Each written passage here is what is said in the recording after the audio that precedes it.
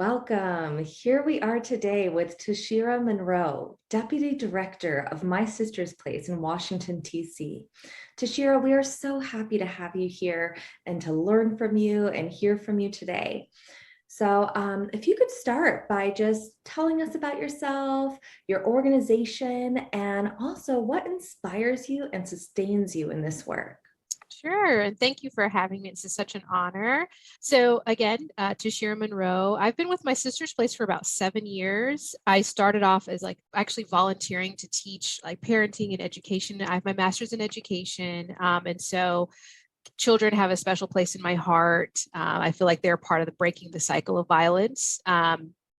And so I started off volunteering at My Sister's Place, worked as a residential counselor, and then ended up heading their hotline, then their shelter program director, and then now recently a deputy director. So it's been many hats and getting to see the organization from many vantage points, which has been really great. And it's really helped me to be successful in my work.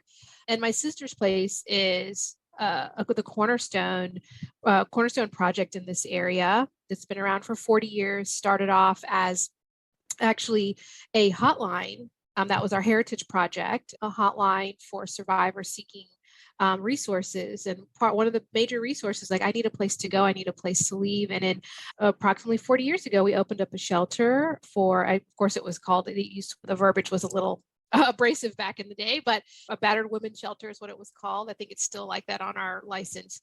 But and then eventually we found out that one of the barriers to leaving is you don't want to leave without your children, which makes a lot of sense. And so we expanded the shelter in 2010.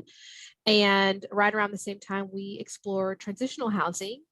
And so we continue to be dynamic. One thing that I always like to mention, even though we don't have the project now, but we actually are looking to continue it, is actually a banner intervention program, which typically in the DV community is a kind of a finger wag, a no-no. But we think of it like this: the data shows that survivors will return or may return up to 7 to 11 times. And the thought is, if you're returning, we want to equip you with the tools that you need, but we also would love to, because that's something that we do hear from survivors, is I just want my person that I love to get help.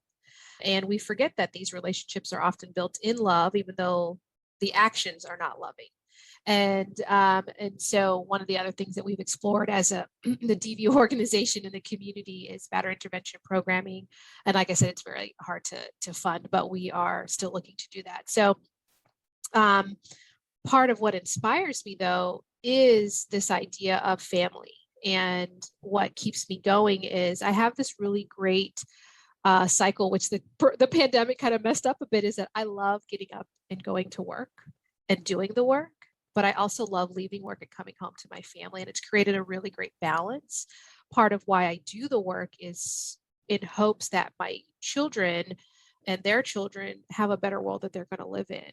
And that's through the work that I'm doing now. And I'm a very privileged person. And, I operate from this perspective of too much is given, much is required. And so that's part of it. But as I said, the pandemic has really thrown everything in the loop because I'm home, working from home. So there isn't a go to work, come from work.